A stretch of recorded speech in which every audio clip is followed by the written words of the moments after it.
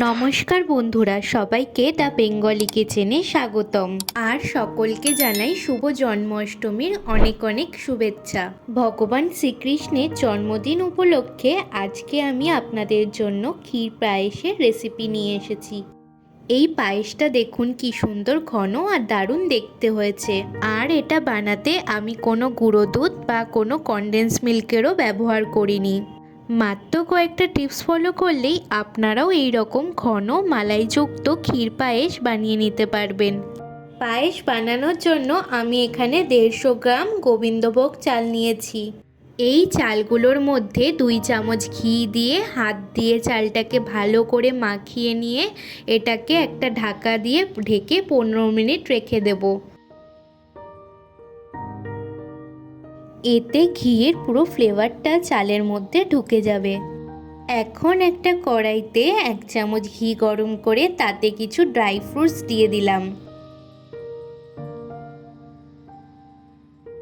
এখানে আছে কাজু বাদাম, কিশমিশ, আমন্ড আর পিস্তা বাদাম। আমন্ড আর পিস্তা বাদামগুলোকে ছোট ছোট পিস করে নিয়ে দিয়েছি। এইগুলোকে এখন 2 থেকে 3 মিনিট মতন ভেজে নেব। এইভাবে ভেজে নিয়ে ড্রাই ফ্রুটসগুলো পায়েসে দিলে পায়েসটা খেতে বেশি ভালো লাগে।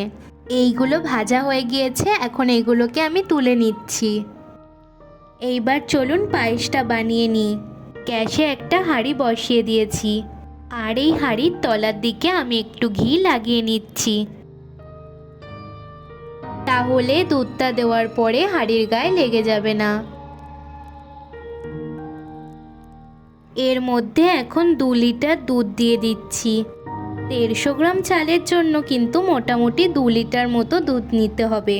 এই দুধটাকে এখন হাই ফ্লেমে দিয়ে ফুটতে দেব।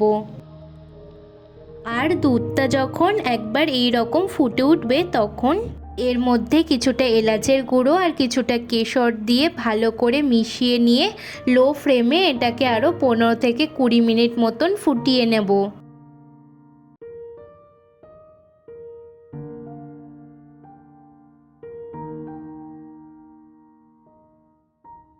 পনেরো থেকে 20 মিনিট পরে এখানে আমি চালটা দিয়ে দিচ্ছি। চালটা দেওয়ার পরে আমাদের কিন্তু অনবরত পায়েসটাকে এইভাবে নাড়িয়ে নিতে হবে, না হলে চালটা কিন্তু জমাট বেঁধে হাঁড়ির তলায় লেগে যেতে পারে। 15 মিনিট মতো চালটাকে এইভাবে দুধের সাথে ফুটিয়ে নিয়েছি। এই চালটা দেখুন হালকা হালকা হয়ে এসছে। এখন এখান থেকে 2 হাতা মতো চাল আমি তুলে নিচ্ছি। এটাকে এখন একটু ঠান্ডা করে নিয়ে মিক্সারে নিয়ে পেস্ট করে নেব। এটাই কিন্তু আজকে আমার এই গাঢ় ক্ষীর পায়েসের সিক্রেট। এখন এই পেস্টটা পায়েসের মধ্যে আমি দিয়ে দিচ্ছি। খুব ভালো করে এটাকে পায়েসের সাথে মিশিয়ে নেব। দেখুন এটা দেওয়ার ফলে পায়েসটা কি সুন্দর ঘন হয়ে এসেছে।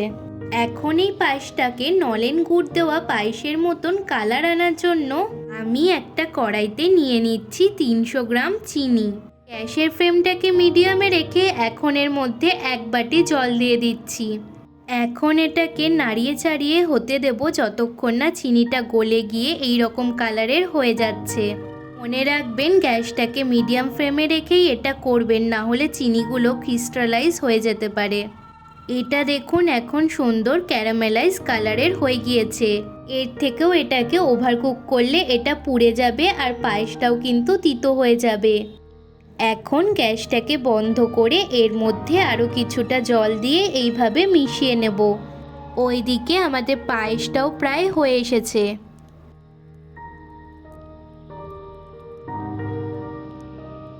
এই পায়েসের মধ্যে এখন আমি ক্যারামেলাইজ চিনির মিশ্রণটা দিয়ে দিচ্ছি।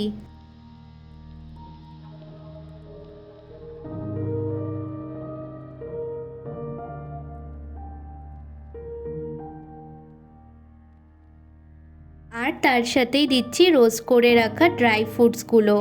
খুব ভালো করে এখন এইগুলোকে পায়েসের সাথে মিশিয়ে নেব। এখন এটাকে আরও 2 থেকে 3 মিনিট মতন ফুটিয়ে নেব। তাহলে দেখুন আমাদের ক্ষীর পায়েস কিন্তু একদম রেডি হয়ে গিয়েছে।